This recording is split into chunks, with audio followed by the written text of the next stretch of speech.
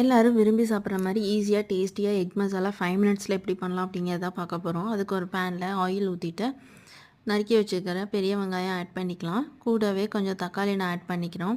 இது மசிகிற அளவுக்கு நல்லா வேக வச்சிடலாம். ஸோ இது வெந்ததுமே நம்ம கொஞ்சமாக இஞ்சி பூண்டு பேஸ்ட் ஒரு 2 ஸ்பூன் அளவுக்கு நம்ம ஆட் பண்ணிக்கலாம். ஸோ எல்லாமே ஈக்குவலாக நல்லா வேகணும். ஒரு 2 மினிட்ஸ் நல்லா வெந்த பின்னாடி கூடவே கொஞ்சமாக நம்ம கரம் மசாலா ஆட் பண்ணிக்கலாம்.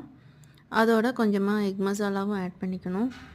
மிளகாத்தூள், மல்லித்தூள், மஞ்சள் தூள் 3மே ஆட் பண்ணிக்கலாம். ஸோ இது நல்லா வேக வச்சிடலாம். தண்ணி கொஞ்சம் ஆட் பண்ணிவிட்டு ஒரு 5 மினிட்ஸ் நல்லா வேக வச்சு எடுத்துடலாம், பச்சை வாசம் போகிற அளவுக்கு.